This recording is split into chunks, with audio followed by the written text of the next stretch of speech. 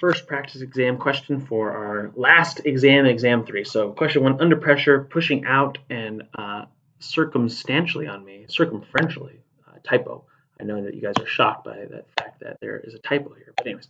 All right, so we have the following kind of schematic. So we're looking, and this is the 2 direction, this is the 1 direction. So let's go ahead and read out the problem. So I'm making a balloon animal to scale. That my anaconda is 110 meters long with a 1 foot diameter and a thickness of 0.5 inches. So I'm going to go ahead and pull up Mathematica right now, because we heard diameter and thickness, so we should be aware of thin-walled pressure vessels. So let's go ahead, let's get this up. So my diameter equals 1 foot, so my radius is going to be equal to 6 inches times 0.0254 to get to meters. And what is my thickness? My thickness is 0.5 inches. So thickness, T, is equal to 0.5 times 0.0254. So is my R over T greater than 10? Yep. So that means that I could immediately jump to, in this problem, in this coordinate system, my stress tensor will be essentially, this is going to be, in 1 is my longitudinal, 2 is my hoop, 0, 0, 0, 0, 0, 0, 0. My EH is going to be, or my sigma hoop is equal to delta P R over T. Sigma L is equal to sigma H divided by 2. I am doing a balloon animal. So I'm going to assume that essentially this balloon animal is going to be made of rubber. So I'm going to assume that also that my Young's modulus is equal to 1 gigapascal. My nu is equal to 0.4. So let's go ahead and pull that word up. Let's go ahead, let's get rid of this guy. So I'm going to do my Young's modulus equals 1 times 10 to the 9. My nu is equal to 0.4, and we're good to go there. So my hoop strain will be 1 over E times sigma minus nu times sigma L. My longitudinal strain will be 1 over E times sigma L minus nu sigma. Excellent. So I set up my Wheatstone bridge in the standard configuration. So I know standard configuration. So 1, 2, 3, 4. I have a gauge factor. So my F equal to 3.8. Shunt resistor of 100K. So RS equals 100K ohms. Excitation voltage. So my basically my VI is equal to 4 volts. And after I blow up the balloon animal, my voltage reads, so my delta V naught is equal to 5.6 millivolts. The resistances of all the strain gauges are equal and 500. So write the full, so it says write the full stress and strain tensors and write the strain measured by each strain gauge. Determine the rotation to get to principal stress state. So we can answer this question right now. So we are in our principal stress state. Why? Because we only have shear normal stresses. We don't have any shear stresses. So the rotation here is going to be 0. What's the maximum shear? 45 degrees. And so let's go ahead and work out the rest of this problem. So now the question is, what are the strains that are being measured? Well, I know that my 1 is located in the hoop direction.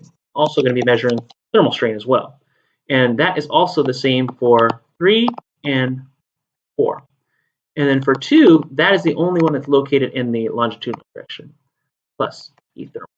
So let's go ahead and let's start to write all these values out. So let's define it in our Mathematica notebook. So my VI is equal to 4. My delta V naught equals 5.6 times 10 to the minus 3. And let's see, what else do we have here? My F is equal to 3.8. I'm given all that shunt information, but it's never telling me about a switch and measuring other the values, so I'm not interested. And then again, it says that resistance of all my strain gauges are equal in 500, so that means that that delta V naught, that when I read my DAC, it is at 5.6 millivolts. So that's what we're working with here. So there's no discussion about the shunt and all those other kind of values. And then my sig H is equal to del P times R divided by T. Now that my sig L equals sig H divided by 2. Now that my EH is equal to 1 over Y times sig H minus nu times sig L. And my EL is equal to 1 divided by Y times sig L minus nu times sig H. There we go. So EH, EL, and then we also have that my E sub 1 So my E1 is equal to EH plus ET, the thermal. That is also equal to E3 equals E1, and E4 equals E1. And then I also have that my E2 is equal to EL. Oops, I'm going to call this. This is E1. That's dangerously close to. But this is L. This is 1. Oof, that's really, really close. But I'm going to make sure EL plus ET. So those are all my values. So now I need to figure out, I have an equation. I have my delta V naught. So I could solve delta V naught divided by VI equals F divided by 4 times epsilon 1 minus epsilon 2 minus epsilon 3 plus epsilon 4. And let's see, actually we could kind of pull this out first. I know, let's see what's here. What's going to be my only unknowns left? It's just del P. So I'm going to solve for del P. There's my del P. So del P is equal to this. And once I have that, now I'm sitting pretty. Sig H, Sig L, EL, EH. That's my stress and strain tensors quantitatively. So I've got it. So full stress and strain tensors, done. Rotation get to principal stress, figure that out.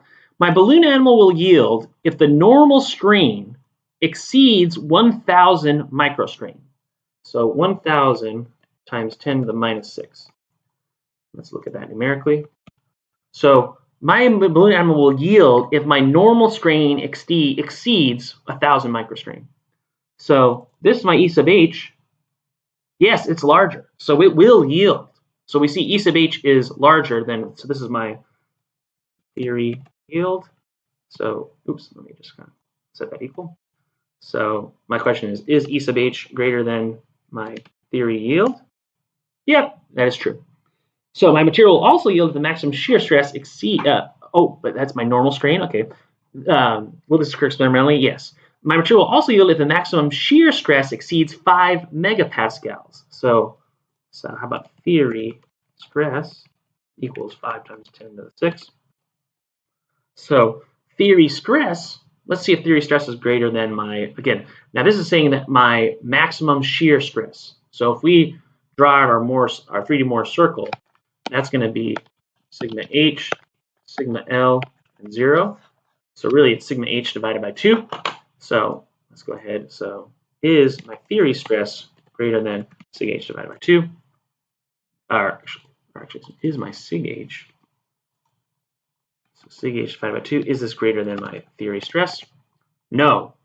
So we will not exceed essentially that value. So it's a weird kind of, again, it's just a kind of nonsensical answer. And how would you expect the crack to form? Well, we know again that this hoop stress is much larger, so it's going to form and crack like that. So that's it. That's pretty much all that is the exact answer for number 1. So next time we're going to get into problem 2, can we neglect temperature in this problem? See you next video.